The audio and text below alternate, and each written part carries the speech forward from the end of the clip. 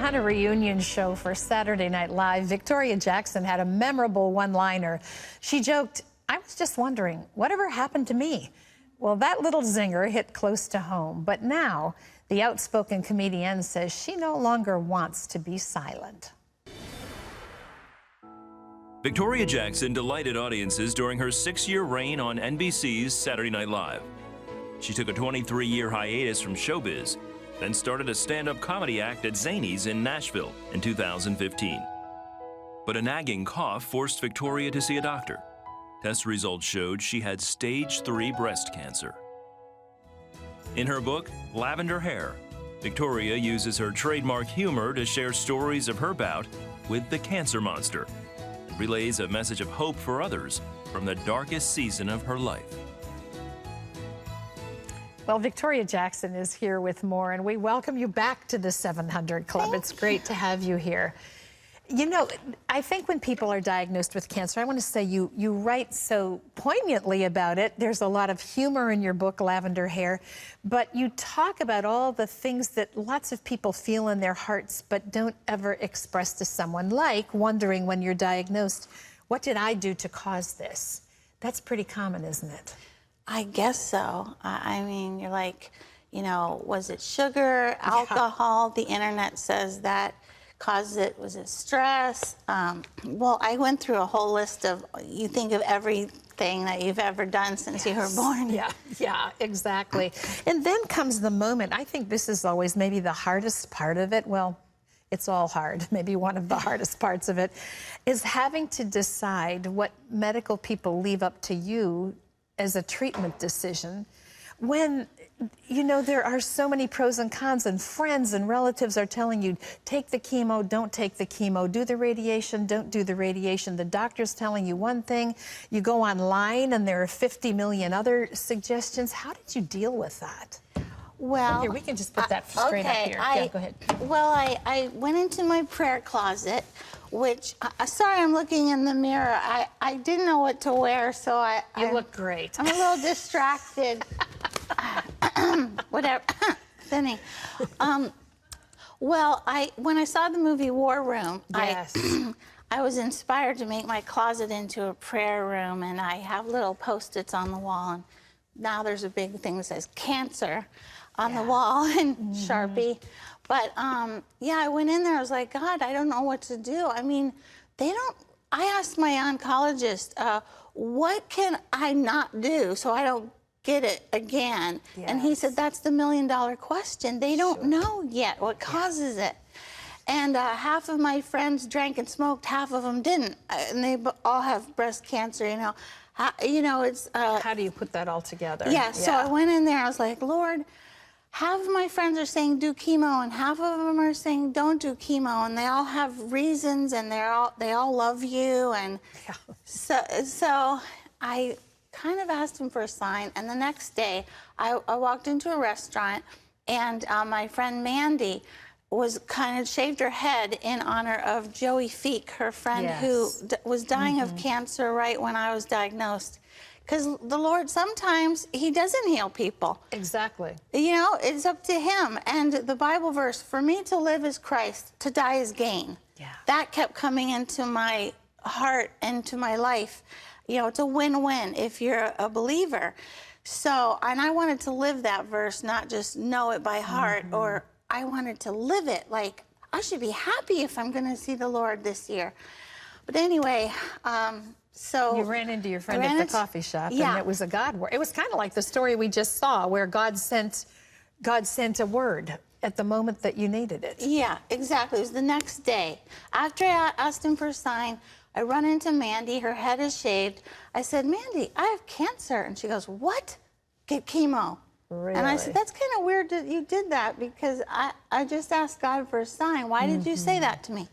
And so she said, because Joey didn't get it, and she's not here anymore. Because she had a new baby and wanted to breastfeed, and but you know, it's hard to know in life big decisions, and so we always have to ask God and kind of. Well, and along the way, you have all these other things that are happening, like hair loss, which is no fun for anybody.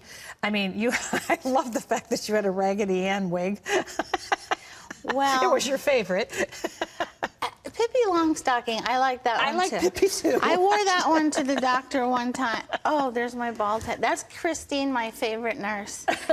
And yeah, I couldn't find anything that fit my personality, like the scarf thing. I look like a gypsy fortune teller, and people kept coming up to me and showing me their palm. It was like, Yeah. No. if you tell them they're living a long time, you get a bigger tip. But anyway, so I felt the most comfortable in this grayish lavender wig. And that's one reason I named the book that. The other reason is because I wrote a love song to my husband called Lavender Hair during the cancer. You're also very candid about your relationship with your husband and the things that swing us in life emotionally one way and then the other. I think that's one of the things that's so endearing about your book, Lavender Hair, is it's just so real. Was it hard for you to decide, what do I put in here? What do I say? What don't I say? Yes, and my family thinks I was too, what was the word you used? Real. Yeah, there's another, candid. Candid, yeah. My family thinks I was way too candid. And, but my publisher thought it was okay. And when I was in English class, they told us to use details. They said, don't just write in generalizations, use details. Yeah. So I did, maybe too many details. So I told my husband, let's write a book after this one, How I Saved My Marriage, How God Saved Our Marriage. We made it. Yeah, and you can express how you felt about the detail, whatever. But the thing is, we're still married, and one day at a time. Yeah. Marriage is hard, and especially when you go through breast cancer. Yeah. My oncologist said half the marriages don't make it through. And so It's all one day at a time, isn't it? Yeah. You know, the other thing that struck me so much with your book, because you are a very funny person, you just see life in a way that makes it more palatable for the rest of us. But you share that in such a great way, and you have the reader laughing 1 minute, and then you drop in a powerful scripture that just kind of makes you go, whoa. Whoa, yes. Well, it's like we have all these weaknesses and sins, and we have jokes, but the Bible is like the rock. Jesus is the rock, but like His Word. Yeah. Like Jesus is the Word, right? In the beginning was the Word. The Word was with God, and the Word was God. And the Word just makes everything calm down. It puts everything into perspective. It does. Yeah. You brought your ukulele with you, and it wouldn't be you without it. No, and God has given you songs in the midst of all of this, right? Yes, because when I was bald and weak and laying in bed, I had to express myself, my emotions somehow. So give us a little piece of that, will you? Oh, well, this is the song I wrote to my husband, because when my hair grew back in, it was gray. I was like, gray. And my friend Judy said, yeah, I was like, I thought I was blonde. But so she said, your hair isn't gray, it looks lavender. Because you know that's the new style with the young girls, that kind of. And my husband, out of the corner of my eye, I saw him go, yeah, it looks lavender, it looks lavender. And I thought, that is so cute that he's been trying to make me feel pretty. Yeah. And so I wrote this to him. He sees me as softig, not heavy. He hears me as wise and not dull. He thinks that I'm super terrific when others think nothing at all.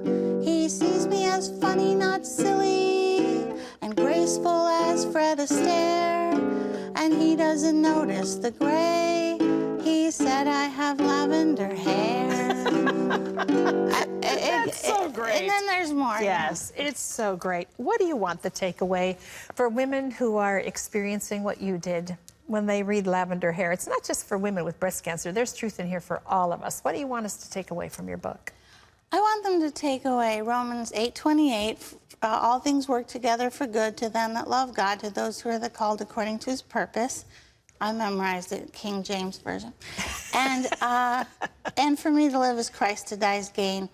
And I want them to know that if they're a believer, it's a win-win no matter what happens, and that's why Christians are happy. Yeah. It's all about trusting him. And the book is wonderful. Thank you Thank so you. much. Really. There's even more to Victoria's story. We are skimming the surface, but you can learn about it in her new book. It's called Lavender Hair, 21 Devotions for Women with Breast Cancer. But I can assure you, I took away some great thoughts and truths as well. So get your copy.